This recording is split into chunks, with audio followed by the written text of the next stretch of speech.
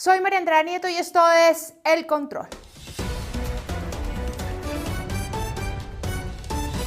Hoy le haremos el control a una sorpresa en la financiación de la campaña del presidente Gustavo Petro. Sí, apareció el acta de FECODE en donde se establece que ese sindicato donó 500 millones de pesos a la campaña presidencial de 2022.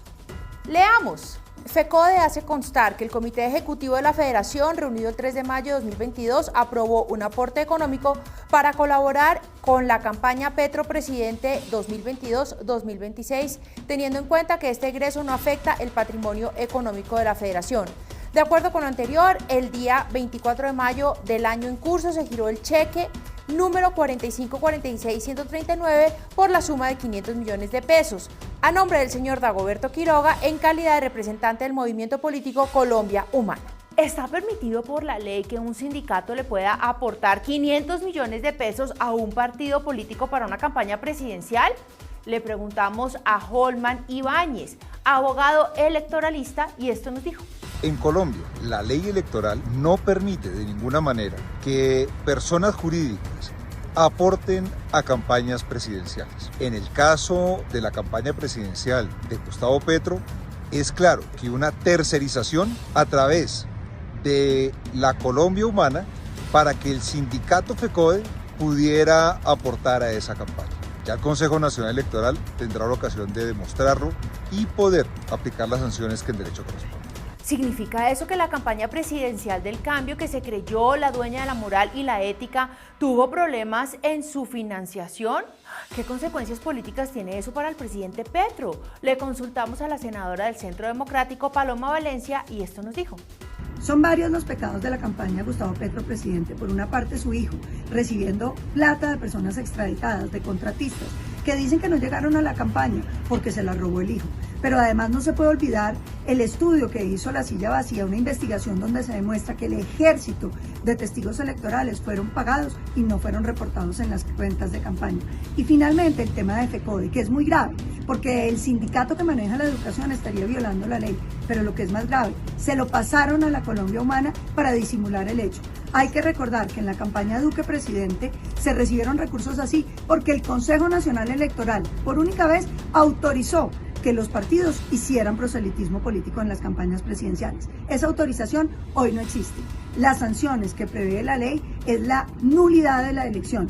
De manera que aquí estamos hablando de algo sumamente grave con respecto a la gobernabilidad del presidente. Le consultamos al líder de la oposición y jefe del partido político Salvación Nacional, Enrique Gómez, y esto nos dijo. Otra vez Petro no tiene que cumplir la ley, lo de los topes electorales es claro, la sanción es la anulación de su credencial. Ahora irá y traerá toda clase de excusas para no darle cumplimiento. La discusión se da alrededor del aporte ilegal no declarado de FECODE y obviamente hay otros. ¿Y qué legitimidad tiene el gobierno de Gustavo Petro para negociar la convención colectiva con FECODE? O para esa gracia, negociar con los narcos o perseguir a los narcos cuando ha recibido claramente en su campaña aportes de todos esos orígenes. Él no tiene que cumplir la ley. Él y su partido no tienen ética ni moral. No debemos recibir ninguna lección de ellos. Y debemos exigirle al Consejo Nacional Electoral que concluya rápidamente la investigación sobre este tema. El presidente Petro salió a defenderse y adivinen qué dijo. No nos van a dejar gobernar. No dijo eso, pero casi. Dijo que eso lo había hecho Iván Duque, pues para desviar la atención. La empresa inmobiliaria CMB SAS le donó a la campaña de Duque, según acta firmada, 560 millones, cosa que estaba prohibida. Ante el hecho decidieron cambiar la donación hacia el Partido Centro Democrático, hecho que es legal. Nunca la allanaron ni iniciaron procesos legales. El Consejo Nacional Electoral determinó que el hecho era legal. De la campaña de Iván Duque, Víctor Muñoz le contestó al presidente Petro. En segunda vuelta no se recibieron aportes ni de personas ni de empresas. Todo se financió con el anticipo de ley y créditos a tasas de mercado. En primera vuelta solo se recibieron aportes de personas naturales y en ningún caso superiores a 80 millones de pesos. Incluso desde el Centro Democrático también le hicieron cuentas pues al presidente engatusador. Donación de la empresa CMB SAS realizada al Partido Centro Democrático en 2018 cumplió requisitos de ley, incluyendo insinuación notarial. El Centro Democrático ha sido escrutado por la justicia y el CNE sin encontrar irregularidades en el proceso. Pues obviamente Petro está muy preocupado con el asunto porque sabe que las cuentas que presentaron de manera oficial están a 164 millones de pesos de llegar al tope máximo de financiación.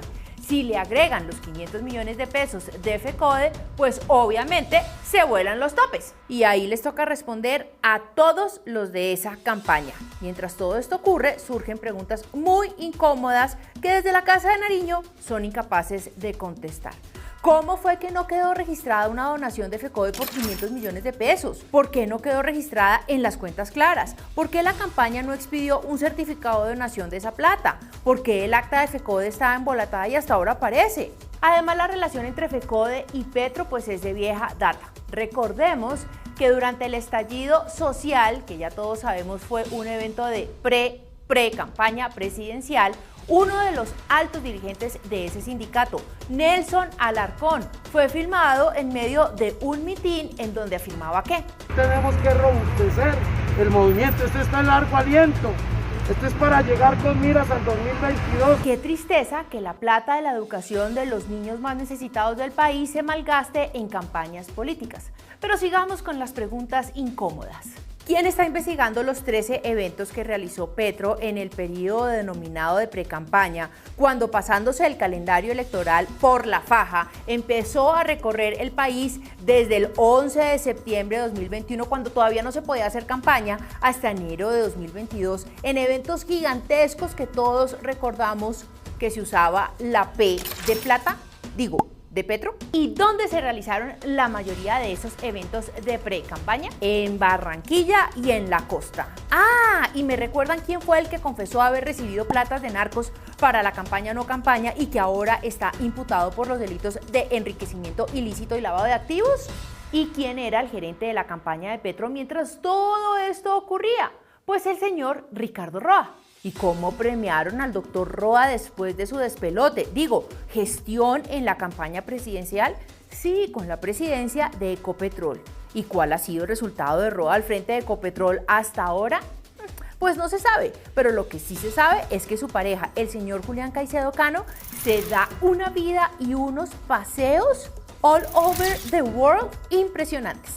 De hecho, ¿dónde saldrán los recursos para sostener ese estilo de vida tan lujoso del Sugar Daddy?